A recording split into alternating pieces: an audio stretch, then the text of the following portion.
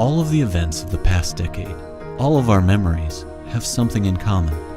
They all took place during the hottest decade ever recorded since humans began keeping temperature records about 150 years ago.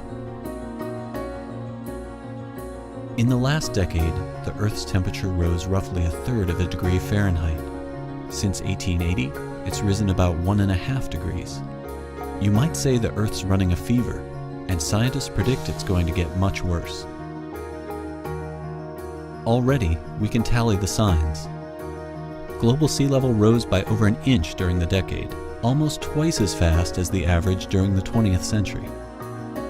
Arctic summer sea ice declined by over 300,000 square miles, enough ice to cover the states of Texas and Kentucky. The vast majority of climate scientists say evidence for human-caused warming is clear. But less understood is exactly how this warming will change the complex interactions between our planet's land, water, sky, and the living organisms that inhabit our world. As NASA scientists improve their understanding and predictions about climate change, NASA satellites provide critical data about what's happening on our planet today, real-life observations scientists use to hone their predictions. And NASA gets a global view of 3 major pieces of the climate puzzle: how much of the sun's energy is hitting the Earth, how much of that energy is reflected back out into space, and how much is being trapped, heating the planet. NASA satellites measure the sun's energy, which fluctuates due to a 10 to 12-year cycle. Could increased solar activity be causing global warming? Satellite evidence shows us that the solar cycle has only a slight impact on our planet's temperatures. In fact, even though the last few years have been some of the warmest on record, the sun has been in a deep lull in activity. That means slightly less solar energy has been reaching Earth.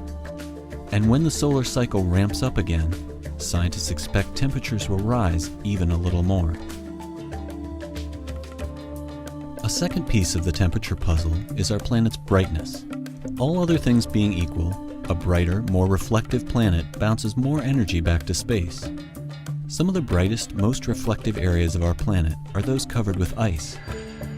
NASA imagery shows those areas shrinking, especially in the Arctic. As sea ice vanishes into darker ocean, our planet becomes less reflective and warms even further. Clouds also reflect a lot of sunlight. As our planet warms, more water evaporates, potentially creating more clouds.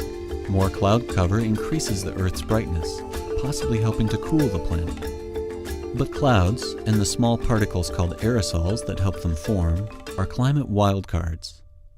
Many current climate models predict some cooling due to increased cloud cover. Will it be enough to significantly slow warming? Scientists are using NASA data to look for the answer. Further complicating the issue is that water vapor is actually the world's most abundant greenhouse gas. That's right, the same molecules that might cool the planet in cloud form actually warm it when they're in the form of a gas.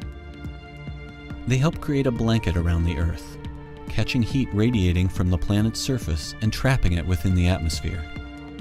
As the planet warms, more water evaporates from the ocean, creating more of this heat-trapping greenhouse gas. Humans can't directly control the amount of water vapor in the air, but we can have a much greater impact on other major greenhouse gases. Carbon dioxide is the second most prevalent greenhouse gas, and it's our biggest contribution to global warming. Fossil fuel burning releases large amounts of carbon dioxide into the air. NASA satellite instruments capture the infrared signature of carbon dioxide in the global atmosphere.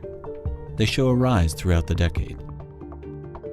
NASA also monitors other greenhouse gases, such as methane, nitrous oxide, and CFCs.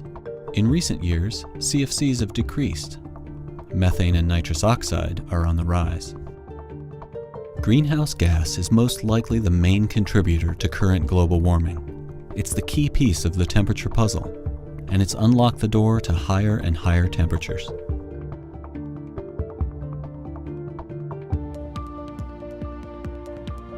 In 2010, it marks the end of the hottest decade we've recorded so far.